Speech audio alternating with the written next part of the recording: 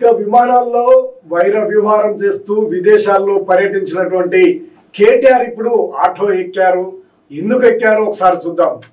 తెలంగాణ రాష్ట్రంలో అసెంబ్లీ ఎన్నికల్లో ఓటమి పాలైన తర్వాత బీఆర్ఎస్ నాయకులు కొత్త పందాలో వెళ్తా ఉన్నారు, వ్యూహాత్మకంగా ముందుకు వెళ్తా ఉన్నారు. పయనిస్తున్నటువంటి విషయం మనకు స్పష్టంగా కనిపిస్తా ఉంది. భారీ కాన్వాయ్ ఫుల్ సెక్యూరిటీతో ఉండేటువంటి బీఆర్ఎస్ వర్కింగ్ ప్రెసిడెంట్ మాజీ మంత్రి కేటీఆర్ ప్రస్తుతం రూట్ మార్చారు. సామాన్య ప్రజలతో మమేకమవుతూ వెళ్తా ఉన్నారు.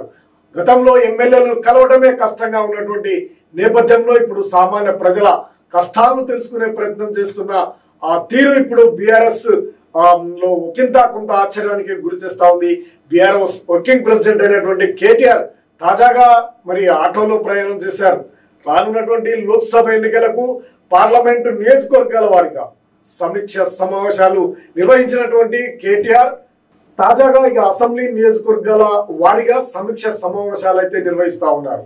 ఈ క్రమంలోనే ఈ రోజు హైదరాబాద్ లోని జూబ్లీ హిల్స్ నియోజకవర్గ అసెంబ్లీ సమీక్షా సమావేశాలను కేటీఆర్ నిర్వహిస్తా ఉన్నారు. ఆయన ఆధ్వర్యంలో నడుస్తా ఉంది.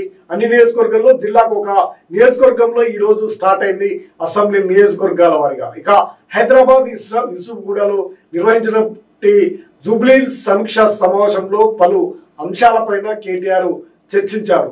ఇక జూబ్లీ హిల్స్ నియోజకవర్గం సమీక్ష సమావేశం ముగిసిన తర్వాత కేటీఆర్ తన కారులో వెళ్లకుండా ఆటోలో ప్రయాణం చేశారు.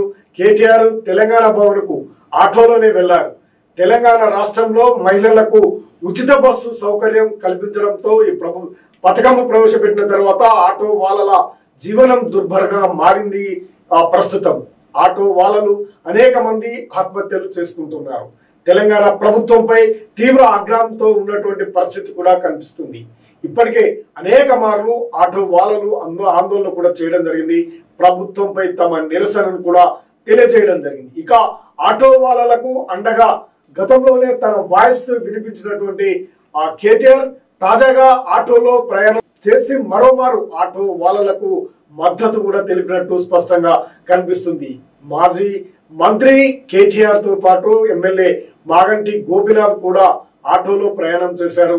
తెలంగాణ రాష్ట్రంలో మహిళలకు ఉచిత బస్సు పథకం తర్వాత ఆటో కార్మికులు తీవ్రంగా ఇబ్బందులు పడుతున్నటువంటి పరిస్థితి, నష్టపోతున్నటువంటి పరిస్థితులు ఉన్నటువంటి నేపథ్యంలో ప్రభుత్వంపై విమర్శలు కూడా గుప్పించారు కేటీఆర్.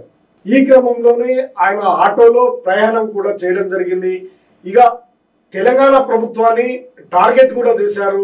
ప్రస్తుతం కేటీఆర్ ఆటోలో ప్రయాణం చేసినటువంటి వీడియోలు ఇప్పుడు సోషల్ మీడియాలో తెగ వైరల్ అవుతూ ఉన్నాయి.